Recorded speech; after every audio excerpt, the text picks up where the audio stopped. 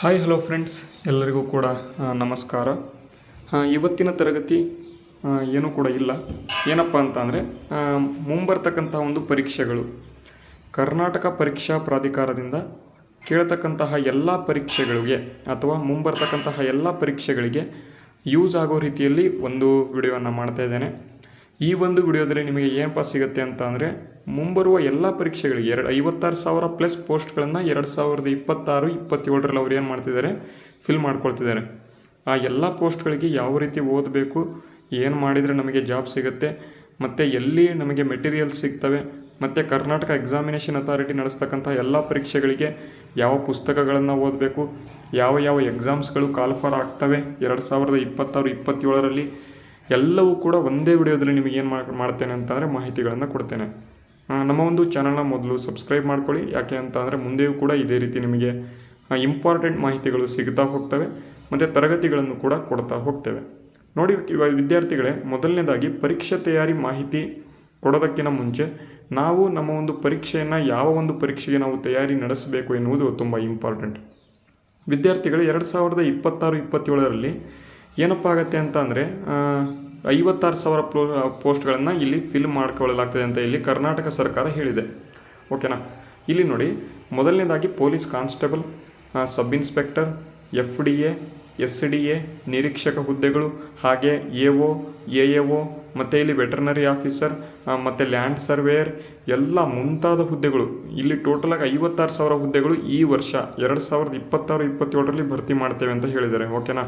ಹಾಗಾದರೆ ಈ ಎಲ್ಲ ಪರೀಕ್ಷೆಗಳಿಗೆ ಅಥವಾ ಈ ಎಲ್ಲ ಒಂದು ಎಕ್ಸಾಮ್ಸ್ಗಳಿಗೆ ಯಾವ ಒಂದು ಅಥಾರಿಟಿ ಅಥವಾ ಯಾವ ಒಂದು ಎಕ್ಸಾಮಿನೇಷನ್ ಅಥಾರಿಟಿ ಈ ಒಂದು ಎಕ್ಸಾಮ್ಸನ್ನು ನಡೆಸ್ತದೆ? ಕರ್ನಾಟಕ ಎಕ್ಸಾಮಿನೇಷನ್ KE ನಡೆಸುತ್ತಾ ಅಥವಾ KPSC ನಡೆಸುತ್ತಾ? ಇದು ಮೇನ್ ಇಂಪಾರ್ಟೆಂಟ್. ಓಕೆನಾ? ನೋಡಿ ವಿದ್ಯಾರ್ಥಿಗಳೇ, AO ಮತ್ತು AAO ಅಗ್ರಿಕಲ್ಚರ್ ಆಫೀಸರ್ ಅಥವಾ ಇಲ್ಲಿ ಕೃಷಿ ಅಧಿಕಾರಿ ಹುದ್ದೆಗಳನ್ನು ಕರ್ನಾಟಕ ಪಬ್ಲಿಕ್ ಸರ್ವಿಸ್ ಕಮಿಷನ್ ಅಥವಾ ಕರ್ನಾಟಕ ಲೋಕಸೇವಾ ಆಯೋಗ ಏನಿದೆ ಅದು ನಡೆಸ್ತಾ ಇತ್ತು. ಈಗ ಏನು ಮಾಡಿದ್ದಾರೆ ಅಂತ ಅಂದರೆ ಕರ್ನಾಟಕ ಎಕ್ಸಾಮಿನೇಷನ್ ಅಥಾರಿಟಿ ಅಥವಾ ಕರ್ನಾಟಕ ಪರೀಕ್ಷಾ ಪ್ರಾಧಿಕಾರಕ್ಕೆ ಒಪ್ಪಿಸಿದ್ದಾರೆ. ಅವರು ಏನು ಮಾಡ್ತಾರೆ ಅಂತ ಅಂದರೆ ನಿಮಗೆ ಟ್ರಾನ್ಸ್ಪರೆಂಟಾಗಿ ಇಡ್ತಾರೆ. ಓಕೆನಾ? ಕರ್ನಾಟಕ ಎಕ್ಸಾಮಿನೇಷನ್ ಅಥಾರಿಟಿ ಏನಾದರೂ ಎಕ್ಸಾಮನ್ನು ನಡೆಸಿತು ಅಂತ ಅಂದರೆ ಅಥವಾ ಪರೀಕ್ಷೆಯನ್ನು ನಡೆಸ್ತು ಅಂತ ಅಂದರೆ ಟ್ರಾನ್ಸ್ಪರೆಂಟ್ ಇರ್ತದೆ, ಏನೂ ಕೂಡ ಮಿಸ್ಟೇಕ್ ಆಗಲ್ಲ. ಒಂದು ಹುದ್ದೆ ಕೂಡ ಇಲ್ಲಿ ಬೇರೆಯವರಿಗೆ ಕಣ್ತಪ್ಪಿ ಹೋಗೋದಿಲ್ಲ. ಎಲ್ಲರಿಗೂ ಕೂಡ ನಿಮ್ಮ ಮುಂದೆನೇ ಇಟ್ಬಿಡ್ತಾರೆ ಅವರು ಸ್ಕೋರ್ ಎಷ್ಟು ಬಂದಿದೆ ಅಥವಾ ಯಾವ ಒಂದು ವಿದ್ಯಾರ್ಥಿ ಹಿಂದಿನ ಪರೀಕ್ಷೆಗಳಲ್ಲಿ ಯಾವ ರೀತಿ ಸ್ಕೋರನ್ನು ತೆಗೆದುಕೊಂಡು ಬಂದಿದ್ದಾನೆ, ನೀವು ಬೇಕಾದರೆ ಇಲ್ಲಿ ಕ್ರಾಸ್ ಚೆಕ್ ಮಾಡ್ಕೋಬೋದು. ಓಕೆನಾ? ಅದಕ್ಕೆ ಕರ್ನಾಟಕ ಎಕ್ಸಾಮಿನೇಷನ್ ಅಥಾರಿಟಿ ಅವರಿಗೆ ಕೊಟ್ಟರು ಅಂತಂದರೆ ನಮಗೇನು ಸಿಗುತ್ತೆ, ಈ ಎಲ್ಲ ಪರೀಕ್ಷೆಗಳಿಗೆ ಡೈರೆಕ್ಟಾಗಿ ನಾವು ಹುದ್ದೆಗಳನ್ನು ಪಡ್ಕೊಳ್ಳೋದಕ್ಕೆ ನಮಗೂ ಕೂಡ ಅನುಕೂಲ ಆಗುತ್ತೆ ಅಂತ ಏನು ಮಾಡ್ತಿದ್ದಾರೆ, ಎಕ್ಸಾಮ್ಸ್ ಎಲ್ಲವನ್ನು ಕೂಡ ಕರ್ನಾಟಕ ಎಕ್ಸಾಮಿನೇಷನ್ ಅಥಾರಿಟಿಗೆ ಕೊಡ್ತಾ ಇದ್ದಾರೆ. ಇದು ಮೇನ್ ಥಿಂಗ್. ಓಕೆನಾ? ನೆಕ್ಸ್ಟು ಎರಡನೇದು ಏನಪ್ಪ ಅಂತಂದರೆ KE ನಡೆಸ್ತಕ್ಕಂಥ ಎಲ್ಲ ಪರೀಕ್ಷೆಗಳಿಗೆ ಯಾವ ಪುಸ್ತಕಗಳನ್ನು ಓದಬೇಕು ಅಂದರೆ ತುಂಬ ವಿದ್ಯಾರ್ಥಿಗಳು ಕೇಳ್ತಾರೆ. ಹಾಗೆ ಕರ್ನಾಟಕ ಎಕ್ಸಾಮಿನೇಷನ್ ಅಥವಾ KE ನಡೆಸಿರ್ತಕ್ಕಂಥ ಹಳೆಯ ಪ್ರಶ್ನೆ ಪತ್ರಿಕೆಗಳು ಎಲ್ಲಿ ಸಿಗ್ತವೆ ಅಂತಲೂ ಕೂಡ ಕೇಳ್ತಾರೆ. ಆದರೆ ಯಾವ ರೀತಿ ಓದಬೇಕು ಅಂತಲೂ ಕೂಡ ಕೇಳ್ತಾರೆ. ಹಾಗೆ ಮೆಟೀರಿಯಲ್ಸ್ ಎಲ್ಲಿ ಇರ್ತವೆ ಅಂತಲೂ ಕೂಡ ಕೇಳ್ತಾರೆ. ಇವೆಲ್ಲವನ್ನು ಕೂಡ ಈಗ ನೋಡ್ಕೊಳ್ತಾ ಹೋಗೋಣ. ನೋಡಿ ವಿದ್ಯಾರ್ಥಿಗಳೇ, ನಮ್ಮ ಒಂದು ಕ್ಲಾಸಸ್ಗಳು ನಿಮಗೆ ಇಷ್ಟ ಆದರೆ ಏನು ಮಾಡಬೇಕು ಅಂತಂದರೆ ಪ್ಲೀಸ್ ಒಂದು ಮಾತು ಹೇಳ್ತೇನೆ, ಸಬ್ಸ್ಕ್ರೈಬ್ ಮಾಡ್ಕೊಳ್ಳಿ. ವಿಡಿಯೋ ಇಷ್ಟ ಆಗಿದೆ ಅಂತಂದರೆ ಪ್ಲೀಸ್ ಈಗಲೇ ಲೈಕ್ ಮಾಡಿ. ನಿಮಗೇನಾದರೂ ಇಲ್ಲಿ ಮಾಹಿತಿ ಬೇಕು ಅಂತಂದರೆ ಈಗ ಕಮೆಂಟ್ ಮಾಡಿ, ಕಮೆಂಟ್ ಬಾಕ್ಸ್ ಫ್ರೀ ಇದೆ. ಓಕೆನಾ? ಯಾರೂ ಕೂಡ ಕಮೆಂಟ್ ಮಾಡೋದಿಲ್ಲ. ಪ್ಲೀಸ್ ಮೊದಲನೇದಾಗಿ ನಾನು ಹೇಳ್ತಕ್ಕಂಥದ್ದು ಒಂದೇ, ನಿಮಗೇನಾದರೂ ಬೇಕು ಅಂತಂದರೆ ನೀವು ಕಮೆಂಟ್ ಮಾಡಿ. ಇನ್ನೂ ಏನಾದರೂ ಹೆಚ್ಚಿನ ಮಾಹಿತಿ ಬೇಕು ಅಂತಂದರೆ ಕಮೆಂಟ್ ಮಾಡಿ. ಎಲ್ಲವನ್ನು ಕೂಡ ನಾನು ಈಗ ತೋರಿಸ್ತೇನೆ. ಓಕೆನಾ? ನೋಡಿ ವಿದ್ಯಾರ್ಥಿಗಳೇ, ಮೊದಲನೇದಾಗಿ ಮುಂಬರುವ ಪರೀಕ್ಷೆಗಳಿಗೆ ಯಾವ ಒಂದು ಪರೀಕ್ಷೆಗಳು ಇದ್ದಾವೆ, ಪ್ರಶ್ನೆ ಪತ್ರಿಕೆಗಳು ಎಲ್ಲಿ ಸಿಗ್ತವೆ, ಪರೀಕ್ಷೆ ನಡೆಸ್ತಕ್ಕಂಥವರು ಯಾರು, ಯಾವ ಪ್ರಶ್ನೆ ಪತ್ರಿಕೆಯನ್ನು ಓದಬೇಕು, ಪ್ರಚಲಿತ ಘಟನೆಗಳು ಎಲ್ಲಿ ಸಿಗ್ತವೆ, ಸಾಮಾನ್ಯ ಜ್ಞಾನಕ್ಕೆ ನಾವು ಎಲ್ಲಿ ಯಾವ ಒಂದು ತರಗತಿಗಳನ್ನು ನೋಡಬೇಕು ಮತ್ತು ಎಲ್ಲಿ ಸಿಗ್ತವೆ, ಮೆಟೀರಿಯಲ್ಸ್ಗಳು ಎಲ್ಲಿರ್ತವೆ ಎಲ್ಲವನ್ನು ಕೂಡ ನೋಡೋಣ. ಮತ್ತು ಇಲ್ಲಿ ಕರ್ನಾಟಕ ಎಕ್ಸಾಮಿನೇಷನ್ ಅಥಾರಿಟಿ ಮತ್ತು KPSC ನಾನು ಈಗಾಗಲೇ ಹೇಳಿದೆ ಯಾವ ಒಂದು ಇಲಾಖೆ ಪರೀಕ್ಷೆಯನ್ನು ನಡೆಸುತ್ತೆ ಅಂತ. ನೆಕ್ಸ್ಟು ಪ್ರಶ್ನೆಗಳು ಮತ್ತು ಅದಕ್ಕೆ ಉತ್ತರಗಳು ಎಲ್ಲಿ ಸಿಗ್ತವೆ ಅಂದರೆ ಏನು ನಿಮ್ಮ ಒಂದು ಪ್ರಶ್ನೆ ಪತ್ರಿಕೆಗಳು ಇದ್ದಾವೆ ಅದಕ್ಕೆ ಉತ್ತರಗಳು ಎಲ್ಲಿ ಸಿಗ್ತವೆ, ನಮಗೆ ರೈಟ್ ಆನ್ಸರ್ಸ್ಗಳು ಎಲ್ಲಿ ಸಿಗ್ತವೆ. ಅದಾದ ಬಳಿಕ ಇತಿಹಾಸ ಯಾವ ರೀತಿ ಓದಬೇಕು, ಭೂಗೋಳಶಾಸ್ತ್ರ ಯಾವ ರೀತಿ ಓದಬೇಕು, ಅರ್ಥಶಾಸ್ತ್ರ ಯಾವ ರೀತಿ ಓದಬೇಕು, ಮಾನಸಿಕ ಸಾಮರ್ಥ್ಯ ಯಾವ ರೀತಿ ಓದಬೇಕು, ಮತ್ತು ಇಲ್ಲಿ ಪೊಲಿಟಿಕಲ್ ಸೈನ್ಸ್ ಭಾರತೀಯ ಸಂವಿಧಾನ ಯಾವ ರೀತಿ ಓದಬೇಕು, ಇವೆಲ್ಲವನ್ನು ಕೂಡ ಹೇಳ್ತೇನೆ. ಓಕೆನಾ? ಒಂದೊಂದಾಗಿ ಮೊದಲನೇದಾಗಿ ನಾವು ಏನಪ್ಪ ನೋಡೋಣ ಅಂತಂದರೆ ಪತ್ರಿಕೆಗಳು ಎಲ್ಲಿ ಸಿಗ್ತವೆ ಅಂತ ನೋಡೋಣ. ನೋಡಿ, ತುಂಬ ಇಂಪಾರ್ಟೆಂಟ್ ಇದೆ ಪ್ರಶ್ನೆ ಪತ್ರಿಕೆಗಳು ಎಲ್ಲಿ ಸಿಗ್ತವೆ ಅಂತ. ನೋಡಿ ವಿದ್ಯಾರ್ಥಿಗಳು, ಇಲ್ಲಿ ಕೊಟ್ಟಿರ್ತಕ್ಕಂತಹ ಒಂದು 3 ಆ್ಯಪ್ಗಳು ಇದ್ದಾವೆ. ಮೊದಲನೇದಾಗಿ ನಿಮಗೆ ಗೊತ್ತಿದೆ Instagram. Most of the Instagram ಏನಿದೆ ಅಂತ ಅಂದರೆ ಎಲ್ಲದೂ ಕೂಡ ರೀಲ್ಸ್ ನೋಡೋಕ್ಕೆ ಯೂಸ್ ಮಾಡ್ತಾರೆ. ನೋಡಿ ವಿದ್ಯಾರ್ಥಿಗಳೇ, ಇನ್ಸ್ಟಾಗ್ರಾಮ್ ಇದೆ, ಒಳ್ಳೆಯದಕ್ಕೂ ಕೂಡ ಇದೆ, ಕೆಟ್ಟದ್ದಕ್ಕೂ ಇದೆ. ಆದರೆ ಇನ್ಸ್ಟಾಗ್ರಾಮ್ ಓಪನ್ ಮಾಡಿದರೆ ಮೊದಲು ಹೋಗೋದೇ ರೀಲ್ಸ್ ನೋಡೋದಕ್ಕೆ. ಆದರೆ ಇದರಿಂದನೂ ಕೂಡ ನಾವು ಹುದ್ದೆಗಳನ್ನು ಪಡ್ಕೊಳ್ಳೋದು ಹೇಗೆ ಅದನ್ನು ನಾನು ಈಗ ತಿಳಿಸ್ತೇನೆ. ವಿದ್ಯಾರ್ಥಿಗಳೇ, ನಮ್ಮ ಒಂದು ಇನ್ಸ್ಟಾಗ್ರಾಮ್ ಪೇಜ್ ಇದೆ ಎಕ್ಸಾಮ್ ಇನ್ ಕನ್ನಡ ಅಂತ.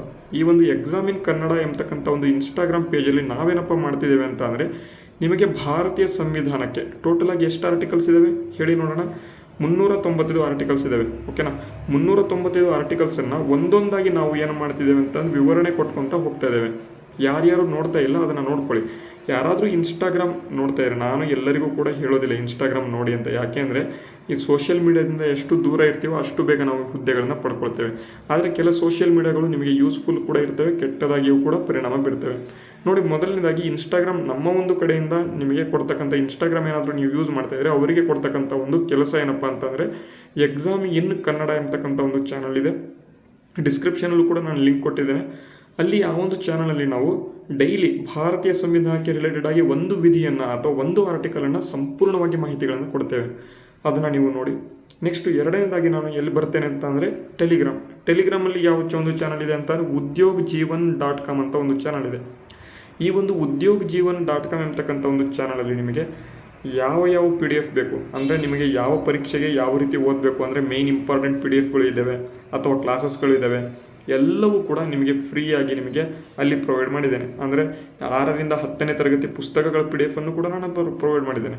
ಅದಕ್ಕಾಗಿ ಏನು ಮಾಡಬೇಕಪ್ಪ ಅಂತ, ಈ ಒಂದು ಟೆಲಿಗ್ರಾಮ್ ಚಾನಲನ್ನು ಏನು ಮಾಡಬೇಕು, udyogjeevan.com ಅಂತ ಟೆಲಿಗ್ರಾಮ್ ಚಾನಲ್ ಇದೆ. ಡಿಸ್ಕ್ರಿಪ್ಷನಲ್ಲಿ ಆಗಲಿ ಲಿಂಕ್ನ ಹಾಕಿದ್ದೇನೆ, ಅದನ್ನು ಕೂಡ ನೋಡಬೇಕು. ನೆಕ್ಸ್ಟ್ ಮೂರನೇದಾಗಿ ಪ್ರಚಲಿತ ಘಟನೆಗಳು ಮತ್ತು ಸಾಮಾನ್ಯ ಜ್ಞಾನ, ಇದಕ್ಕೆ ಸಂಬಂಧಪಟ್ಟಂತೆ ಎಕ್ಸಾಮ್ ಇನ್ ಕನ್ನಡ ಅಂತ ಚಾನಲ್ ಇದೆ. ನೀವೇನು ಈ ಒಂದು ತರಗತಿಯನ್ನು ನೋಡ್ತಾ ಇದ್ದೀರಾ, ಇವತ್ತಿನ ತರಗತಿ ಎಕ್ಸಾಮ್ ಇನ್ ಕನ್ನಡ ಅಂತ ಚಾನಲ್ ಇದೆ.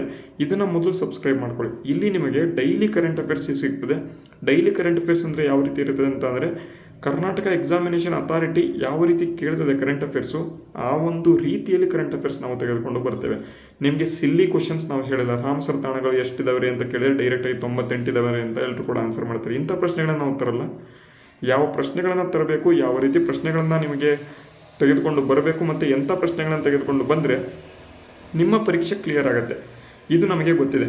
ಯಾಕೆ ಅಂತಂದರೆ 7ರಿಂದ 8 ಹುದ್ದೆಗಳನ್ನು ಪಡೆದುಕೊಂಡಿರುವ ನಾವೇ ಇಂಥ ಒಂದು ತರಗತಿಗಳನ್ನು ಮಾಡಬೇಕಾದ್ರೆ ಯಾವ ರೀತಿ ಓದಬೇಕು, ಯಾವ ಒಂದು ಪರೀಕ್ಷೆಗಳಿಗೆ ಯಾವ ರೀತಿ ಓದಬೇಕು ಮತ್ತು ಯಾವುದನ್ನು ಓದಿದರೆ ನಿಮಗೆ ಆದಷ್ಟು ಬೇಗ ಕೆಲಸ ಸಿಗುತ್ತೆ ಎನ್ನುವುದು ನಮಗೆ ಗೊತ್ತಿದೆ. ಅದಕ್ಕಾಗಿ ಈ ಒಂದು ಚಾನಲನ್ನು ಮೊದಲು ಸಬ್ಸ್ಕ್ರೈಬ್ ಮಾಡ್ಕೊಳ್ಳಿ. ಡೈಲಿ ಕ್ಲಾಸಸ್ಗಳನ್ನು ಕೇಳಿ. ಓಕೆನಾ, ಡೈಲಿ ಕರೆಂಟ್ ಅಫೇರ್ಸ್ಗೆ ಸ್ಟಾಪ್ ಸೊಲ್ಯೂಷನ್ ಏನಪ್ಪ ಅಂತಂದರೆ exam in Kannada. Monthly current ಅಫೇರ್ಸ್ಗಳನ್ನು ನಾನು ಈಗ ಹೇಳ್ತೇನೆ. ನೋಡಿ ವಿದ್ಯಾರ್ಥಿಗಳಿಗೆ, ಮಂತ್ಲಿ ಕರೆಂಟ್ ಅಫೇರ್ಸ್ ಇಲ್ಲಿ ನಾನು ಈಗಾಗಲೇ ಹೇಳಿದ್ದೇನೆ. ಮಂತ್ಲಿ ಕರೆಂಟ್ ಅಫೇರ್ಸ್ಗೆ ಪ್ರಚಲಿತ ಘಟನೆಗಳು PDF ಇರ್ತವೆ. ನಮ್ಮ ಒಂದು ಮಂತ್ಲಿ ಕರೆಂಟ್ ಅಫೇರ್ಸ್ ಈಗ ಮಾರ್ಚ್ ತಿಂಗಳವರೆಗೆ ಮಂತ್ಲಿ ಕರೆಂಟ್ ಅಫೇರ್ಸ್ ಬಂದಿದ್ದಾವೆ. ಇಲ್ಲಿ ಕೊಟ್ಟಿರ್ತಕ್ಕಂಥ ಒಂದು ಸ್ಕ್ಯಾನರ್ ಕೊಟ್ಟಿದ್ದೇನೆ ಮತ್ತು ಇಲ್ಲಿ ಅಮೌಂಟನ್ನು ಕೊಟ್ಟಿದ್ದೇನೆ. ಇಲ್ಲಿ ಕೊಟ್ಟಿರ್ತಕ್ಕಂಥ ಸ್ಕ್ಯಾನರ್ ಮುಖಾಂತರ ನೀವು ಸ್ಕ್ಯಾನ್ ಮಾಡಿ ಅಮೌಂಟನ್ನು ಸೆಂಡ್ ಮಾಡಿ ಸ್ಕ್ರೀನ್ಶಾಟನ್ನು udyogjeevan12@gmail.comಗೆ ಸೇರಿಸಿದ್ರೆ ಅಂತಂದರೆ ನಿಮಗೆ PDF ಸಿಗ್ತವೆ. ಅಲ್ಲಿಂದ ಪ್ರಚಲಿತ ಘಟನೆಗಳು ಒಂದು ಒನ್ ಸ್ಟಾಪ್ ಸೊಲ್ಯೂಷನ್ ಇದೆ, ಅದು ನಿಮಗೆ ಸಿಕ್ತು. ಟೋಟಲಾಗಿ ಎಲ್ಲ ತಿಂಗಳಲ್ಲೂ ಕೂಡ 100 ಅಂದರೆ ಟೋಟಲಾಗಿ 100 ಪ್ರಶ್ನೆಗಳು ಇರ್ತವೆ, ಮೇಯ್ನ್ ಪ್ರಶ್ನೆಗಳು ಇರ್ತವೆ. ಇವನ್ನ ಬಿಟ್ಟು ಎಲ್ಲೂ ಕೂಡ ಅವ್ರು ಕೇಳೋದಕ್ಕೆ ಆಗೋದಿಲ್ಲ. ಅದಕ್ಕಾಗಿ ಇದನ್ನು ಯೂಸ್ ಮಾಡ್ಕೊಳ್ಳಿ.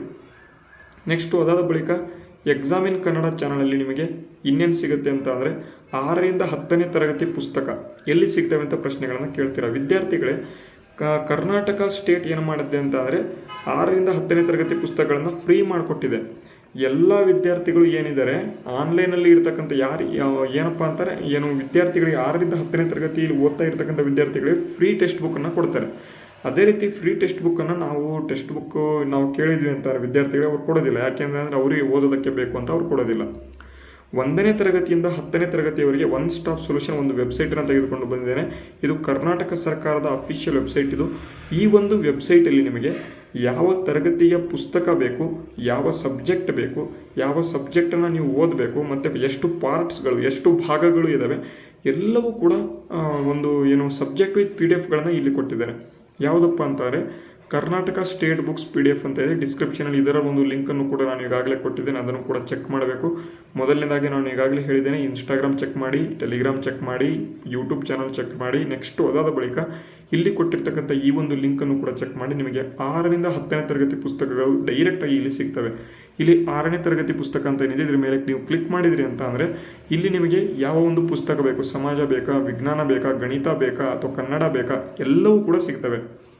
ಅದಕ್ಕಾಗಿ ಇದನ್ನು ಕೂಡ ನೀವು ಏನು ಮಾಡಬೇಕು, ಯೂಸ್ ಮಾಡ್ಕೋಬೇಕು.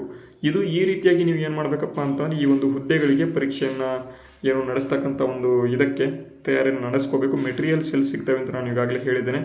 ಮೊದಲನೇದಾಗಿ ನೀವು 6ರಿಂದ 10ನೇ ತರಗತಿ ಪುಸ್ತಕಗಳನ್ನು ಮೊದಲು ಓದಬೇಕು. ಅದಾದ ಬಳಿಕ ಒಂದು ಬೇಸಿಕ್ ಬುಕ್ಸ್ಗಳನ್ನು ನೀವು ಓದಬೇಕು.